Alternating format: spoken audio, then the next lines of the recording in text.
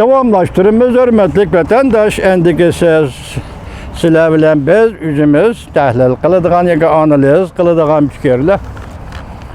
Bugünkü sağış 2020 yıl 8. ayının 24. günü haftaga düşenbe. Müşiyege çıkıştan avval torbetke mındaq bir film keldi vatandaş dikkat. Şinjan halkı yani Uygurlan çaşqanğa aylandırıp doğru işgüzüvatıdı. Yani sınak kılıvatıdı. Cumhuriyet Partiyası vaksini işlep çıkardı degen sözge kemişini diken şengen kişine karabasıdı. 8. ayının 23. günü YouTube Karagerej'den Muşu Tor filminin ekranıda mındaq çıktı oturğa. Cungo vaksinisi. Sual. Şinjan çaşkını. Bunun aldıda Amerika gaçı bulup kaldı. Demek siz görüvalısız görmedlik vatandaş muşu abzaslık yaki muşu mavzuluk Tor filmide değil vatkını. Növbette vaksini işlep çıkarış. Vaksini işlep çıkarış için sınak kılış gerek. Sınak kılış adette her kaysı devletler çaşkanın, müşkünün, toşkanın üstüde elip gelip atıdı. Hazırgıcı bu sınaktı. Bırak hazır bu kişi yani Karagerej'den degen Tor filmide nimedeydi. Vaksini sınak kılışını Uygurlağı sınak kılıp atıdı dedi. Çünkü bir yerde Uygurla yani onun ağzındaki Şinjan halkı azere sınak kılıdığan çaşkanğı aylan deydi. Sınak kılıvatıdı vaksini işlep çıkarmakçı Cumhuriyet Partiyası. Lekin Cumhuriyet Partiyası vaksini işlep çıkardı degen sözge. Şengen adamla karabasıdı deydi. Yani birisi Muşu filminin yani bir inkası ya da işlegen Tor filmide mundak bir haberini gördüm. Vatandaşlar bunu mesela gelip çıktım. Nime deydi? Natsesla Cumhuriyet Partiyası ügünüş ölgüsüdür.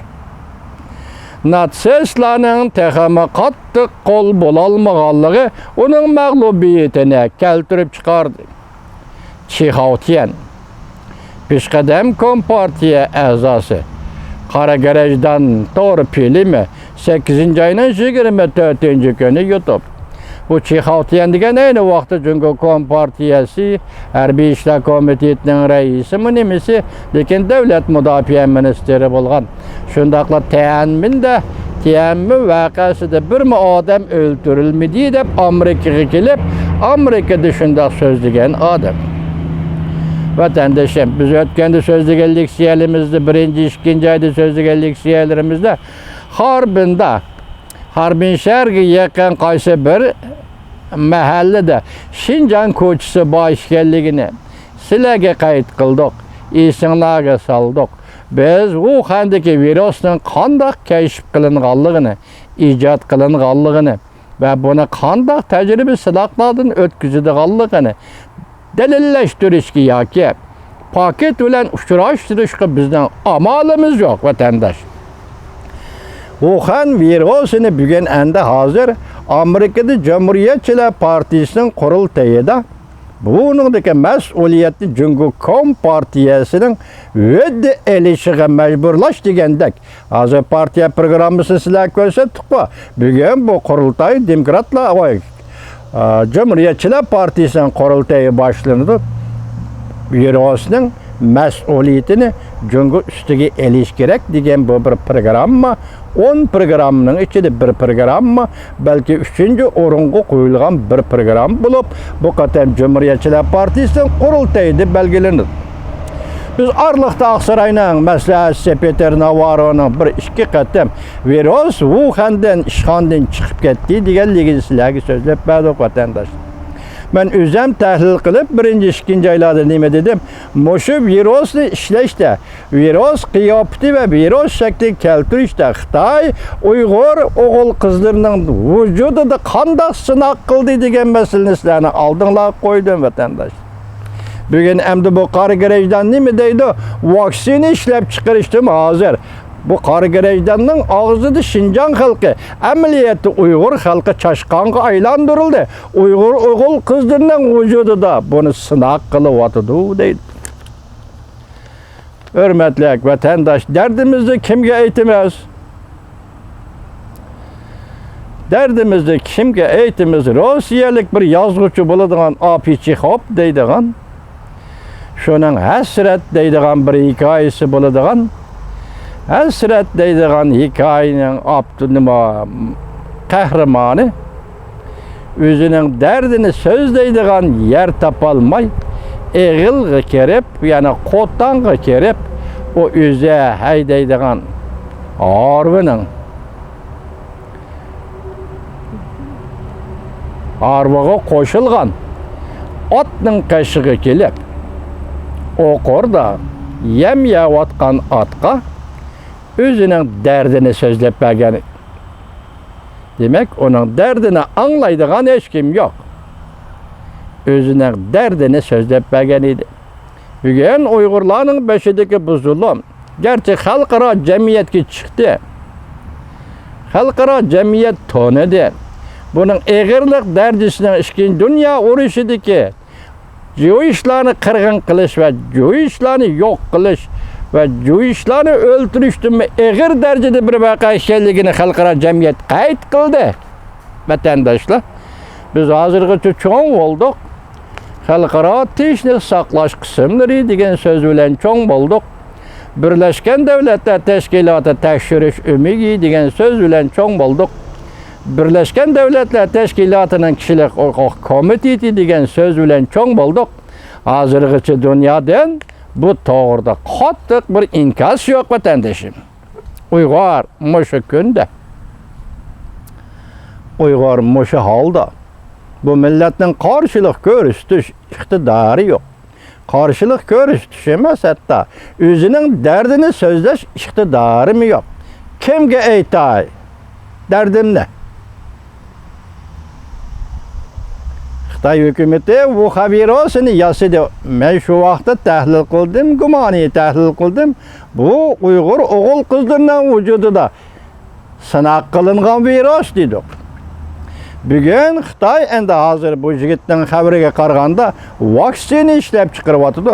Vaksina ishlab chiqarishda hozir Xitoy hukumati Şinjan Uyg'ur avtonom rayosi Şinjan xalqini chashqonga aylantirib, shuning ustida vaksina sinoq qilyapti dedi.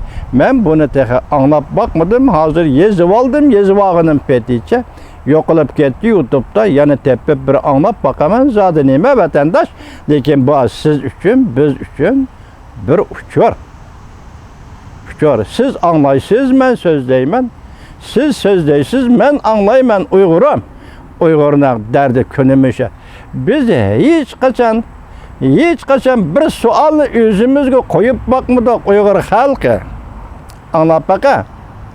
Xitoy azdi, Xitoy bostirdi, Xitoy haqorat qildi, Xitoy zaminimizni besib oldi.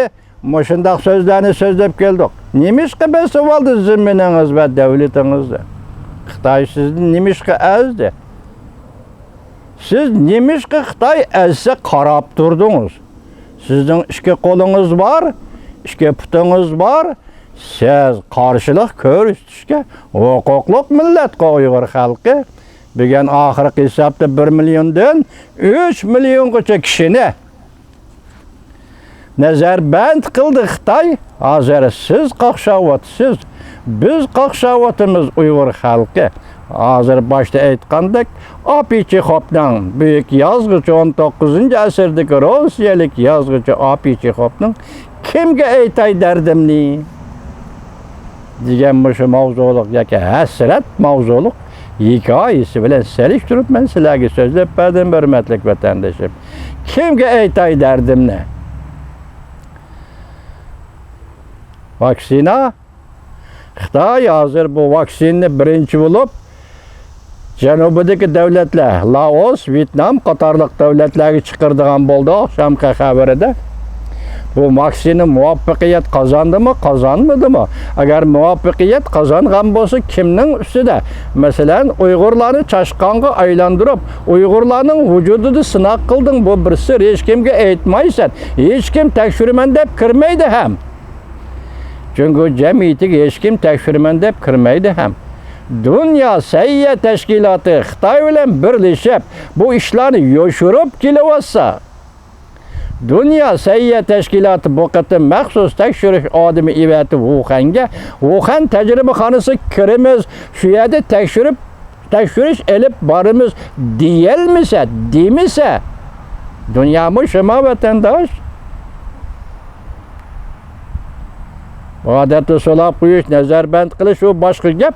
Hozir vaksina ishlagandimi Uyg'ur o'g'il qizlarning vujudida sinaq qilish. Virus ishlagandimi Uyg'ur o'g'il qizlarning vujudida sinaq qilish. Hozirgi dunyo 21-asr, hurmatli vatandosh.